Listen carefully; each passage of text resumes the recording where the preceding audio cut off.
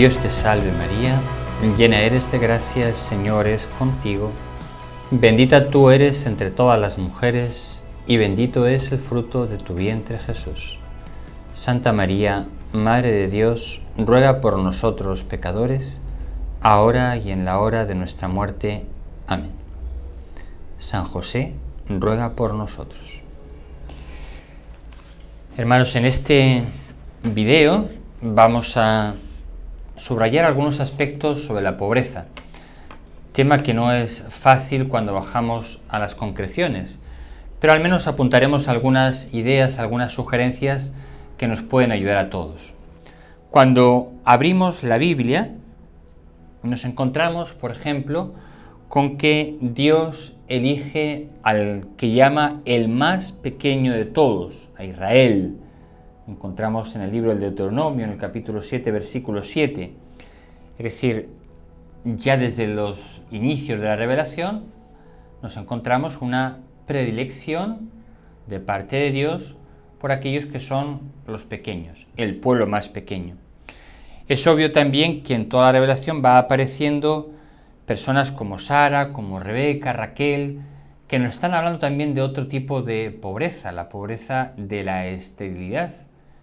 Y Dios parece complacerse en elegir a estas mujeres, justamente las no capaces, las que no tienen posibilidad de dar vida, las elige como instrumentos, como colaboradores especiales en la historia de la salvación. Por supuesto, vemos otros, así por elegir solamente algunos detallitos, vemos cuando Gedeón va a la guerra, como Dios le dice, no, llevar demasiada gente, quita soldados, quita, y al final le hace dar la batalla con 200 soldados, una cosa mínima, una cosa que casi podíamos llamar ridícula, ¿no? Vemos también, a lo largo de toda la revelación, estamos en el Antiguo Testamento, la figura de lo que llamamos los Anahuim, los pobres de Yahvé. Son los elegidos de Dios.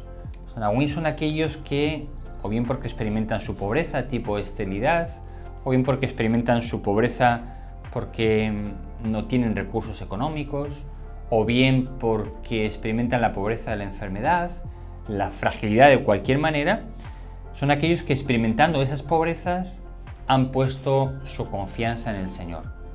Se ve todo ahí un hilo conductor de cómo Dios elige a aquellos que no son ricos en lo humano, sino que experimentan su propia pobreza y se ponen a confiar, ponen su confianza en el Señor. Y vemos en Isaías también el siervo de Yahvé, un hombre desposeído, maltratado, humillado, en el cual encontramos la figura de Jesús. Entonces podríamos decir, simplificando mucho, que ya en todo el Antiguo Testamento encontramos como esta predilección de Dios por la pobreza, por los medios pobres, por aquellos que cuentan menos, y son como a través de ellos como Dios va llamando o haciendo la historia de la salvación. Cuando entramos en el Nuevo Testamento, pues recuerden, claro, el mismo Jesús, ¿no? En la 2 Corintios, en el capítulo 8, versículo 9, se nos dice, Él, Jesús, Dios, siendo rico, por nosotros se hizo pobre, para enriquecernos con su pobreza. Y es así. Cuando abrimos el Evangelio, nos encontramos a un Jesús que desde el momento de su nacimiento está allí envuelto en la pobreza de Belén. Le encontramos naciendo de María y José, que probablemente no lo podemos catalogarlos como entre los pobres, pero que tampoco podemos decir que sean precisamente ricos, ¿no? Es decir, Jesús ha elegido un modo pobre de y para introducirse en este mundo. A lo largo del Evangelio le encontramos, que Jesús y María hacen la presentación de 2 tórtolas, que es la ofrenda propia de los pobres. Es decir, se podía ofrecer un primogénito, un animal, la primicia más rica, y se podían ofrecer los pobres, podían sustituir esa ofrenda por la de las tórtolas, que era lo propio de quien no tenía nada mejor para ofrecer a Dios.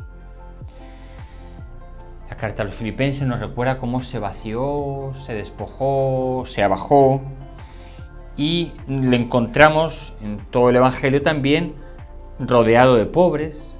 Le encontramos que él mismo nos dice que no tiene dónde reclinar la cabeza. Encontramos, por tanto, a un Jesús también cercano a los pobres, un Jesús que no se apoya a las riquezas, un Jesús que huye incluso de todo lo que son las riquezas y que manifiesta una especial predilección por los más débiles, por los más pobres, por los que menos tienen, por los que menos cuentan, ¿no? Siguiendo ahí en el Evangelio, en todo el Nuevo Testamento, pues claro, le encontramos diciendo: dichosos los pobres. Esa es la bienaventuranza. Dichosos los que lloran, dichosos los pobres, ¿no? Y en contraposición, ay de vosotros los ricos, ay de vosotros, ¿no? Todo el Evangelio, particularmente el Evangelio de San Lucas, es como una llamada de atención a decir: atención, la pobreza es un peligro. Es cierto que Jesús no condena la riqueza en cuanto tal, los bienes materiales, los bienes espirituales, los bienes intelectuales, claro que no los condena. Y es claro que él habla con personajes acomodados, Nicodemo, por ejemplo, que a Zaqueo, cuando se convierte, no le dice: quédate en la extrema pobreza. No, es cierto que al centurión no le pide que renuncie a todo, etc. Pero sí que encontramos numerosos pasajes en los que Jesús dice: el que quiera venirse conmigo, que se niegue a sí mismo, que dé sus bienes a los pobres, y luego que se venga. Y al joven que llamamos rico, que le dice: oye, ¿sabes qué? Si quieres ser perfecto, si quieres llegar hasta el final, vende todo lo que tienes, da tu dinero a los pobres y luego ven y sígueme. Jesús nos plantea diversos pasajes, por ejemplo, el que hemos llamado el rico de Epulón frente al pobre Lázaro.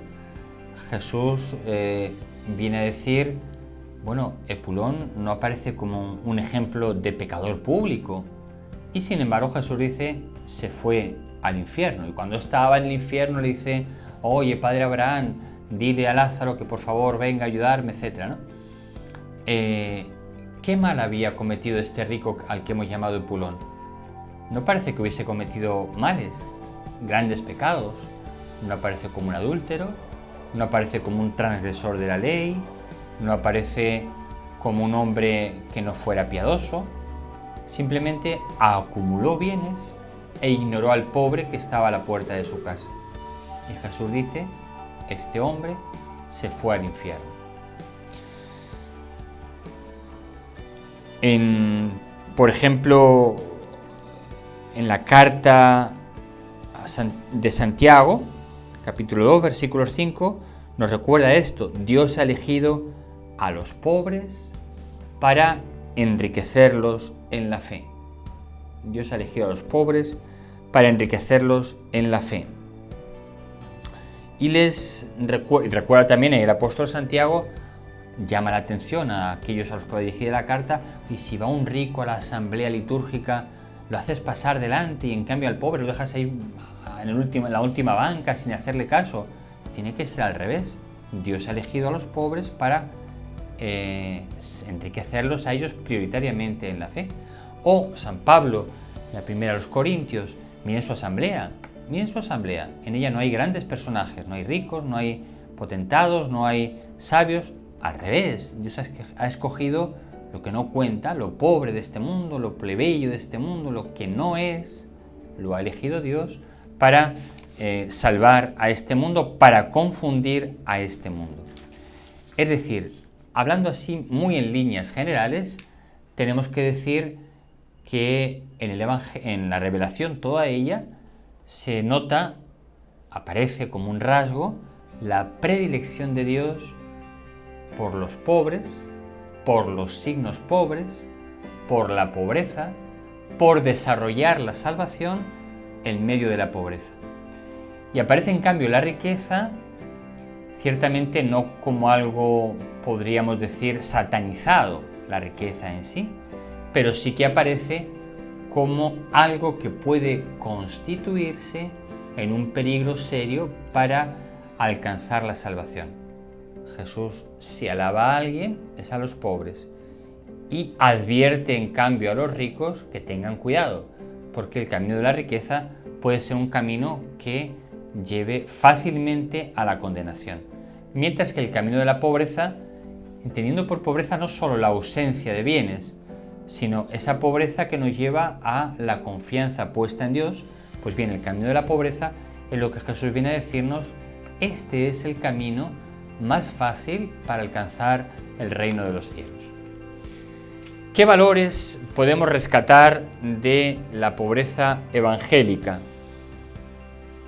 Primero, al carecer de criaturas, podemos encontrar más fácilmente el amor de Dios.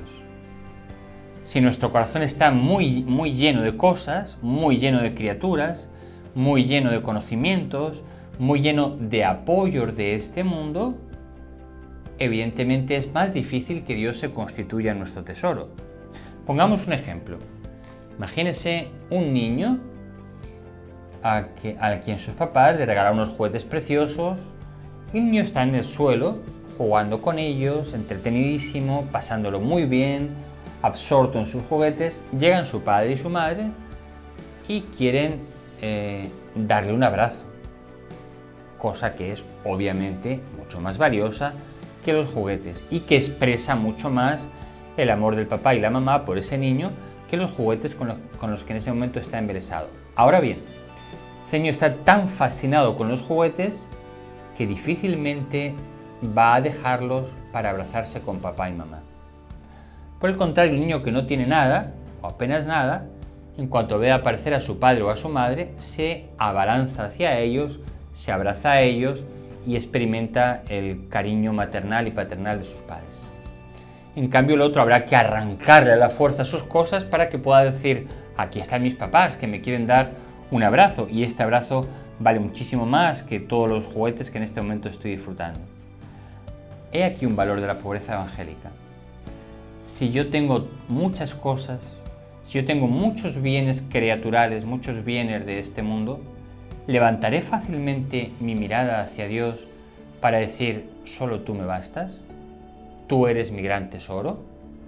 No olvidemos que las riquezas, las criaturas en general, tienen una misión, que es reenviarnos hacia Dios, ser un signo que nos hable de Dios, ser un signo que ponga nuestro corazón en Dios. Pero con frecuencia, porque nuestro corazón está roto por el pecado original y por nuestros múltiples pecados, con frecuencia lo que tenía que ser como un trampolín para llegar a Dios se convierte en una esclavitud que nos impide dar ese salto hacia Dios. Por el contrario, cuando faltan los bienes, cuando hay esta pobreza del corazón, es mucho más fácil que Dios se constituya en nuestro auténtico tesoro. Es cierto, y volvemos a repetirlo otra vez, que no basta solo la carencia de bienes materiales, porque si carezco de bienes materiales, pero mi corazón está lleno de deseos de tenerlos, de alguna manera viene a ser la misma cosa. Estoy atrapado o bien por los bienes que poseo, o bien por el deseo de tenerlos, pero al final atrapado por los bienes. Lo que el Evangelio viene a decirnos es: en la medida en la cual tu corazón está desatrapado, liberado respecto a los bienes de este mundo y de los deseos de los bienes de este mundo, en esa misma conciencia, en esa misma medida, tu corazón puede experimentar con mayor fuerza el amor que Dios le tiene, el amor que Dios te tiene. Podríamos decir que es preciso vaciarse de todo para experimentar a aquel que lo es todo. Cuanto menos cosas de este mundo, más podremos tener seguramente de Dios. Otra de las valores que podemos experimentar en esta misma línea de la pobreza evangélica sería: la pobreza nos ayuda a vivir mucho más como hijos de Dios. Un hijo es aquel que lo espera todo del Padre. Un niño pequeño no tiene que conquistar la vida por sí mismo, lo espera todo del Padre. La pobreza me ayuda a vivir esperando mucho más todo del Padre y por tanto me ayuda a vivir mucho más mi condición de hijo. Diríamos que a mayor pobreza, más capacidad de experimentarme como hijo. Y viceversa. Cuanto más experimento a Dios como mi Padre, más fácil me es vivir la pobreza. Fíjense que el hombre necesita estar seguro en algo. La persona humana tiene que asegurarse en algo, no puede vivir en la inseguridad. Si estoy muy seguro en Dios, si estoy muy seguro en la paternidad de Dios, en la providencia paternal de Dios, si ahí me siento realmente asegurado por la fe, me es muy fácil desprenderme de los bienes de este mundo. Pero si me falta esta fe, me aferraré más y más y más a las cosas de este mundo. Entonces, cuanta más sea mi experiencia de ser hijo de Dios, más libre estaré de las cosas y más buscaré la pobreza. Y viceversa, cuanto más me dejo atrapar por las cosas de este mundo, más difícil me va a ser experimentarme y conocerme como hijo del Padre, como hijo amado del Padre, del cual Dios tiene una total y perfecta solicitud. Tanto así que hasta los cabellos de mi cabeza los tiene controlados y contados. ¿Qué más valores puede tener la pobreza evangélica? Pues evidentemente compartir la pobreza de Cristo. Jesús ha pasado por este mundo sin apoyos humanos, sin seguridades humanas, sin seguridades criaturales. Ha experimentado la pobreza, ha caminado en la pobreza, no ha tenido dónde reclinar su cabeza, ha elegido apóstoles sencillos y pobres con los cuales ha vivido un estilo de vida apostólica realmente desprendido, austero, pobre. La pobreza es más que la austeridad, la pobreza es la carencia de incluso aquello necesario. A lo que Dios nos llama en muchos casos no es simplemente a la austeridad, sino a la pobreza, es decir, un paso más allá de la austeridad. Pero lo que voy ahora es que uno de los valores de la pobreza evangélica estaría aquí, que me ayuda a compartir la pobreza de Cristo. Si he sido elegido para ser un solo espíritu con Cristo, si ser cristiano es configurarse con Cristo, querré compartir todo el estilo de Cristo. Entonces la pobreza me ayuda precisamente a compartir el estilo de Cristo pobre. Ser pobre para ser como Jesús. Ser pobre para dejar a Jesús vivir su pobreza en mí. Ser pobre como Cristo y con Cristo. Entonces, comparto la pobreza de Cristo y al compartir la pobreza de Cristo le puedo entender mucho más a Él. Cuando hemos hecho la misma experiencia que otra persona, nos es mucho más fácil conocer a esa persona. Si hacemos la experiencia de ser pobres como Cristo, nos será mucho más fácil conocer la persona de Cristo.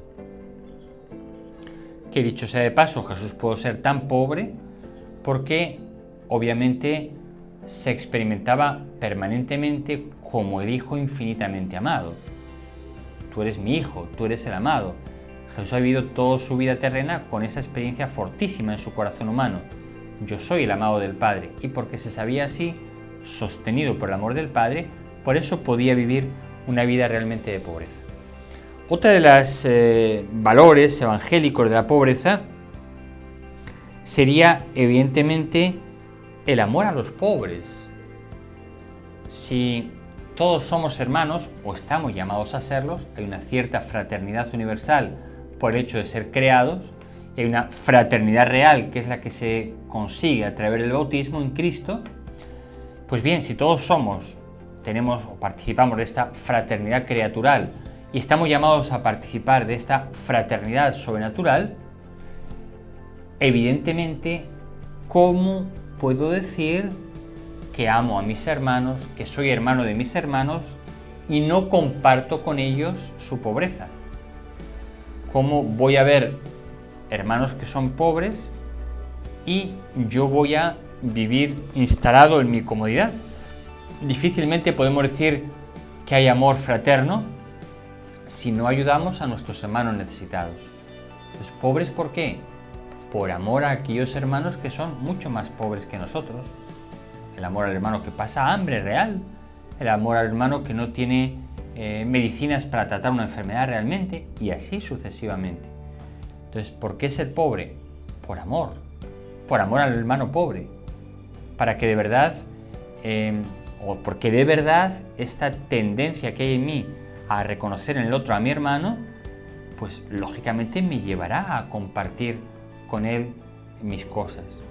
Recuerden la primera carta de San Juan: si viendo padecer necesidad a tu hermano le cierras las entrañas, ¿cómo vas a decir que está en ti el amor de Dios? Si yo veo a mi hermano, espontáneamente le doy de lo mío, y si le voy dando de lo mío, poco a poco me iré haciendo pobre como él. Entonces, vivir la pobreza por amor a los pobres. Vivir la pobreza también por amor a los ricos. ¿Qué quiero decir con esto? Que con frecuencia la persona rica, su corazón se endurece por efecto de la riqueza y necesita un golpe fuerte, un aldabonazo fuerte, una voz potente que le despierte su corazón endurecido por la riqueza. ¿Bastan a veces las palabras? No. Es el testimonio el que muchas veces podrá cuestionar al rico, su manera de vivir. Entonces, también por amor al rico, para que él se dé cuenta de que la riqueza no puede ser el centro de su vida, para que él se dé cuenta de que sus riquezas le pueden estar conduciendo por un camino de perdición eterna, también por amor al rico, para ser un testigo, un aldabonazo que le despierte, tengo que ser pobre yo. Mi pobreza ayuda al rico a resituarse correctamente en la vida, a dar a Dios el primer puesto y a los bienes de este mundo el puesto relativo que tienen. Pero si yo no vivo la pobreza, ¿quién despertará el corazón de los ricos? ¿Quién hará caer en la cuenta a los ricos de que están entrando por un camino peligroso? Valor de la pobreza es también porque es una bienaventuranza. Si quiero experimentar la bienaventuranza, es decir, la dicha, la felicidad, dichosos los pobres. Si quiero optar por la alegría, si quiero que mi corazón esté lleno del regocijo de Dios, de la felicidad que solo de Dios puede proceder, pues evidentemente tendré que vaciarme de un montón de cosas de este mundo. Entonces, el valor de la pobreza me ayuda a experimentar la alegría de Cristo, la alegría que solo Dios nos puede conceder. Dichosos, felices, gozosos los pobres. En la medida en la cual soy pobre, en esa misma medida puedo ser también dichoso. Por tanto, un valor de la pobreza estaría aquí, como camino que me conduce hacia la experiencia de la verdadera alegría que viene de Dios. Pobres, otro valor de la pobreza es por esta libertad que nos da el ser pobres. Libertad frente al mundo, libertad frente a todo tipo de condicionamientos de este mundo. El que no vive de necesidades es libre. El que no vive esclavizado por el tener puede ser un profeta. El que está condicionado por el tener ya difícilmente va a ser libre para proclamar la palabra de Dios. Pobreza también como instrumento para el apostolado. Es decir, si yo quiero extender el reino de Dios, que eso es el apostolado, hacer que la gente conozca a Cristo, tendré que hacerlo fundamentalmente con los medios con los cuales Cristo ha actuado para difundir el amor de Dios en este mundo. y la inmensa mayoría de los santos, o todos los santos. No son los instrumentos de este mundo lo que convierte el corazón de las personas, sino la configuración del apóstol con Cristo. Y si Cristo es pobre, cuanto más el apóstol está configurado con Cristo pobre, cuanto más pobre es él, por tanto, mejor puede anunciar el Evangelio a los hermanos. No es verdad que tengamos que usar muchos medios de este mundo para extender el Evangelio. No es verdad. Jesús, para manifestarnos el amor del Padre, se ha despojado de todo.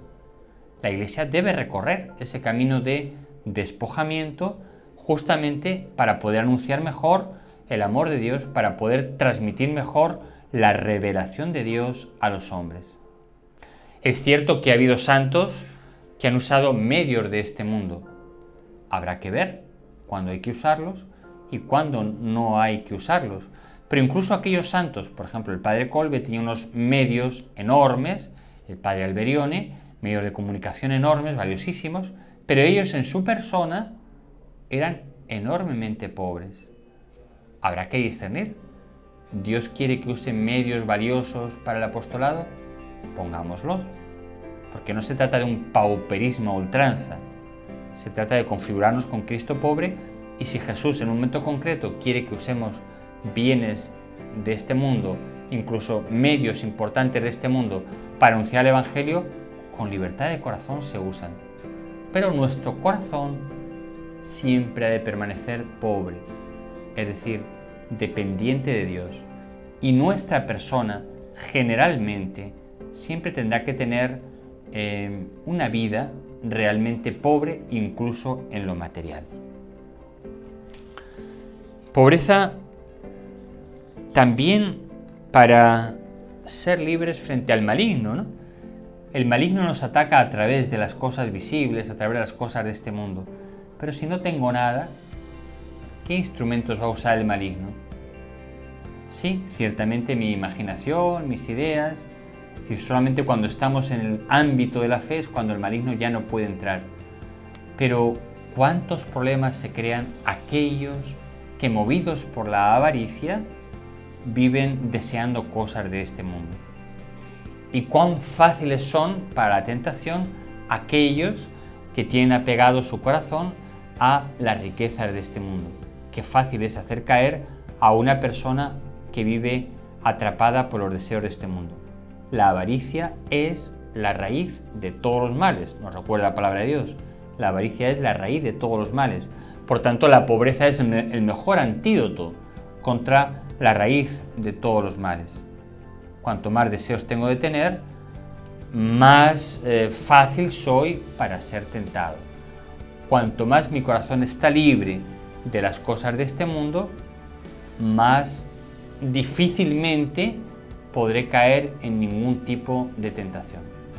Por tanto, pobres para ser libres frente a la tentación. ¿Qué sería, digamos, la pobreza cristiana? Primero tenemos que tener en cuenta que es un don de Dios. Cuando hablamos de ser pobres, no hablamos simplemente de una carencia material. Estamos hablando de compartir la suerte de Jesús, que dependía totalmente del Padre y que prescindía de las cosas de este mundo porque el Padre era su gran tesoro. Entonces, para ser pobres, o la pobreza cristiana, ante todo es un don de Dios. Claro, si es don de Dios, Dios no da nada malo. Por tanto, ser pobres, obviamente, no puede ser algo malo. Si Dios nos da lo mejor de sí mismo, pues evidentemente la pobreza, que es don de Él, es un bien. Es un bien. Ahora bien, si es un don, hemos de pedirlo, hemos de esperarlo, hemos de pedirle al Señor la capacidad interior de vivir como Él vivió en pobreza y humildad.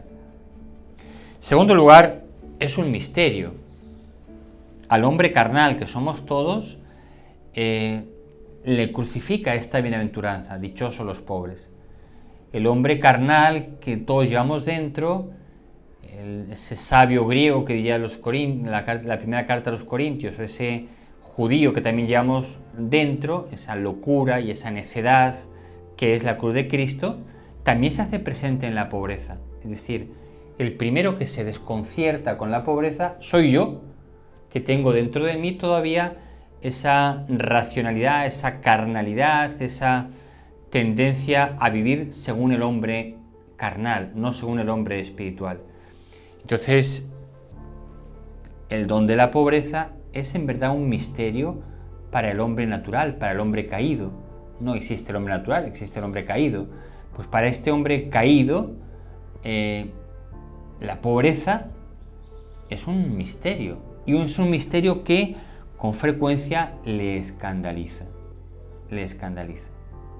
Jesús ha dicho, dichosos los pobres. Es así, y Jesús no se equivoca, pero ese hombre carnal que habita en nosotros se queda estupefacto cuando escucha esta bienaventuranza. Es un misterio, por tanto, y en cierto modo no, realmente es un sacrificio. ¿Qué quiero decir con que la pobreza es también un sacrificio? Dos cosas. Primera, a través de la pobreza, Dios nos introduce en un nivel más alto, en un nivel sagrado. En ese sentido, la pobreza nos une más a Dios, por tanto nos hace más como Él, más sagrados, más divinos. Como saben, es el sentido de la palabra sacrificio.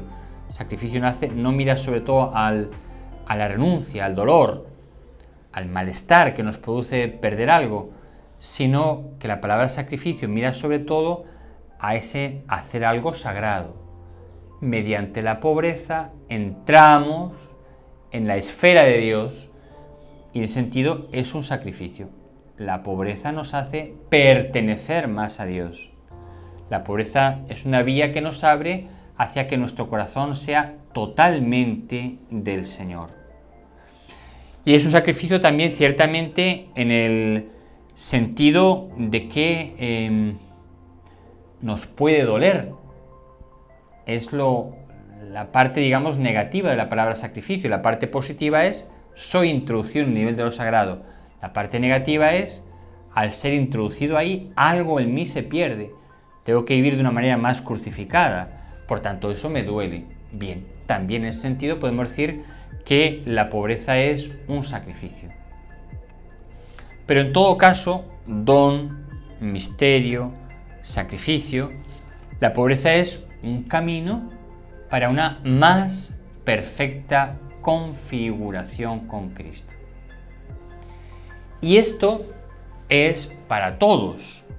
Es decir, no podemos relegar la pobreza a aquellos que han hecho el voto de pobreza, los religiosos. No. Vivir al estilo de Jesús arranca de nuestra condición de bautizados. Si el estilo de Jesús es un estilo pobre, evidentemente esta vivencia de la pobreza es para todos los bautizados. Ciertamente, y esto sí tenemos que matizarlo un poco,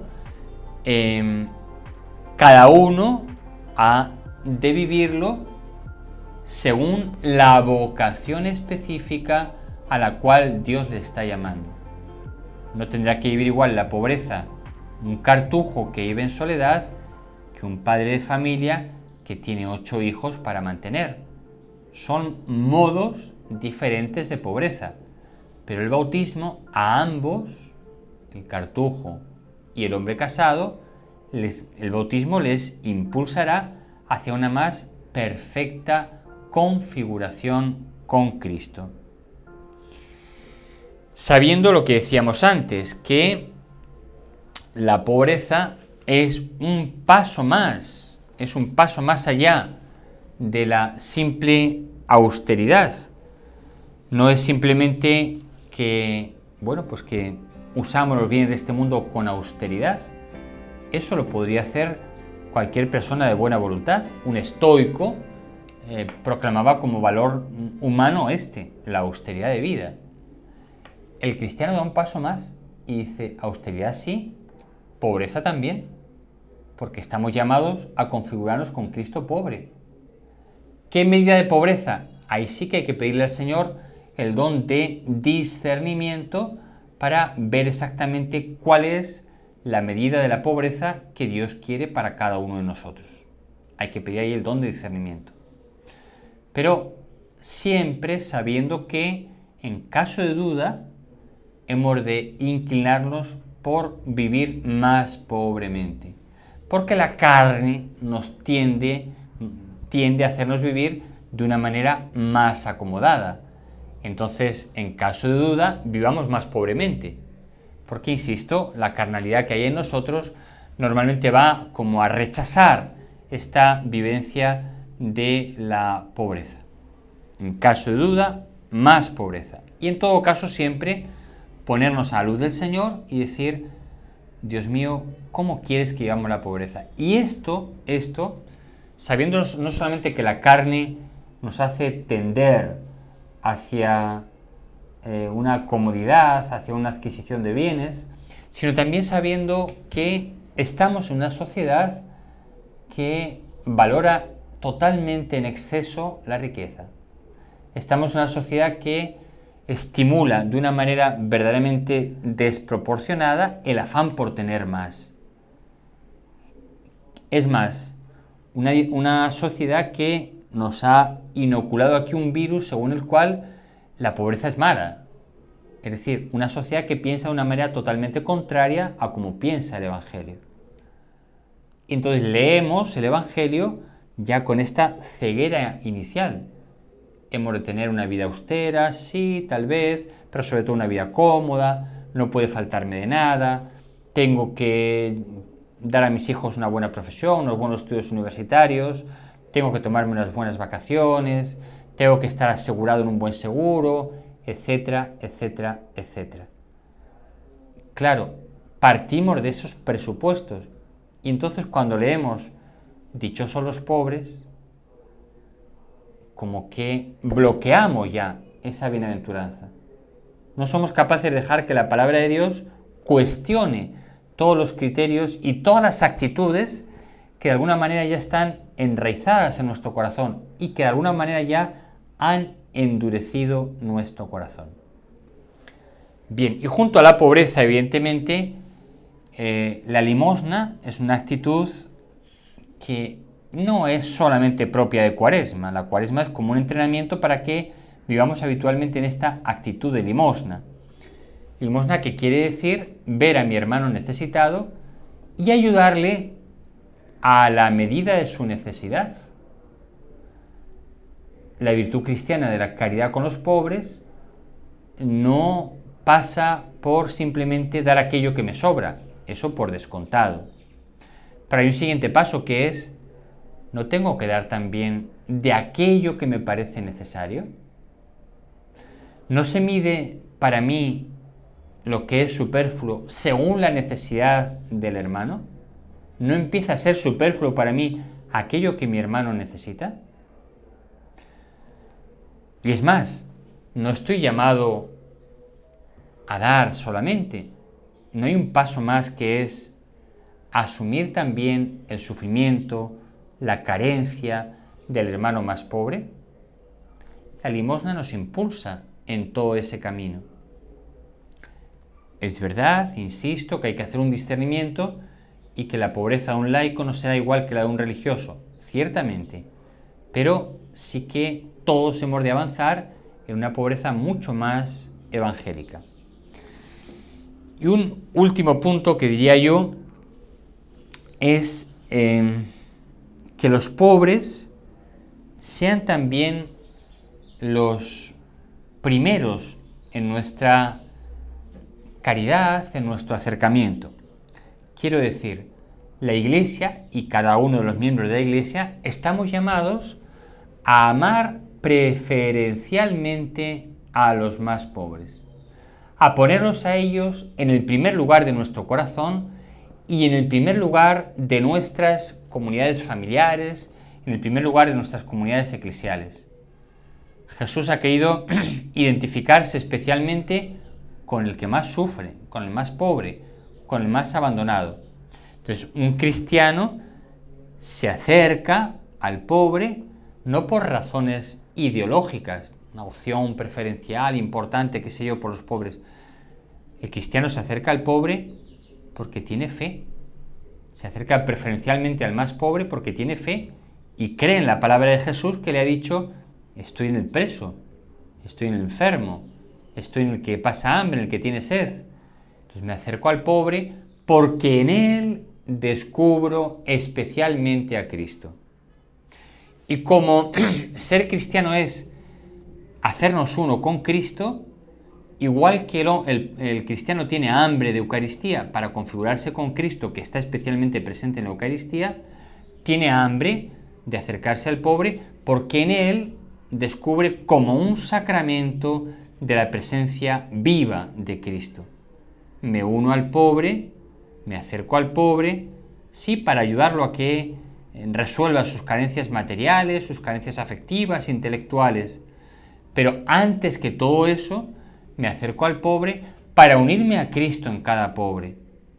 Él es como un sacramento de la presencia de Jesús y por tanto, si la vida cristiana es un amor esponsal con Cristo, me acerco al pobre con pasión esponsal, porque ahí descubro a aquel que es el esposo del alma y por tanto a aquel que mi corazón desea para hacerse uno con él. Los pobres que han de ser, por tanto, los primeros evangelizados y también han de ser los primeros evangelizadores. Ellos no son solamente los destinatarios de una caridad material, cultural, afectiva, son o han de ser los primeros destinatarios, y en esto se conocerá la presencia del reino, en que los pobres son evangelizados. Ellos han de ser los primeros destinatarios de la evangelización, porque son los que más abiertos están a recibir la palabra de Dios. Y no solamente eso, sino que también ellos están llamados a ser, y este es el escándalo de la evangelización, los primeros evangelizadores. Jesús, cuando eligió a los 12, no eligió a los grandes sabios que había en el pueblo palestino, no fue a elegir a los grandes aristócratas y a los grandes poderosos, eligió a 12 hombres que eran sencillos, vulgares, pobres, y sobre ellos, los 12 primeros apóstoles, sobre ellos construye la Iglesia. Los pobres han de ser los primeros evangelizados y han de ser los primeros evangelizadores. Ellos, como Jesús, ocupan el último lugar y por eso yo he de bajar al último lugar para encontrar a Jesús.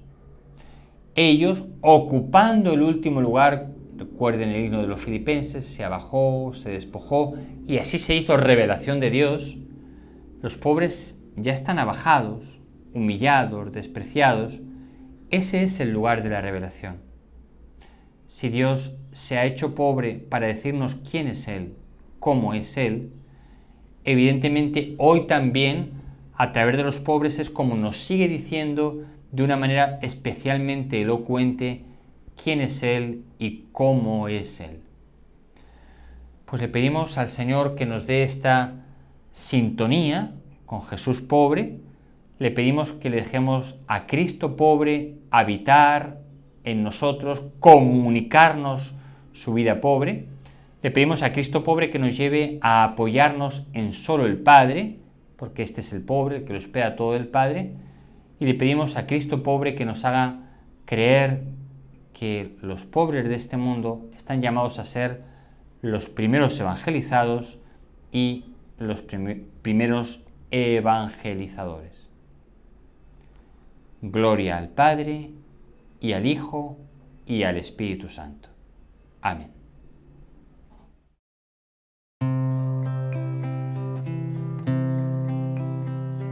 Tomad, Señor, y recibid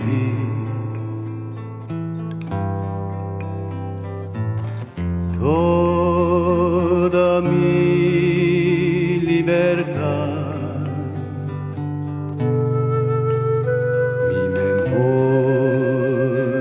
mi entendimiento y toda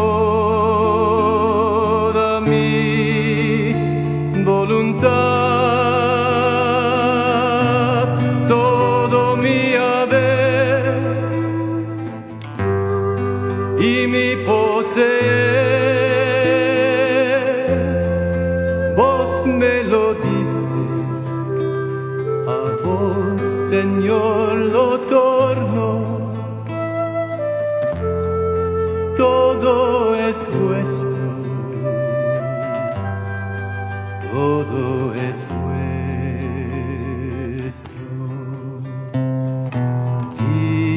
Disponed a toda vuestra voluntad, dadme vuestro amor y gracia, y esto me basta, que esto me basta, que esto me basta.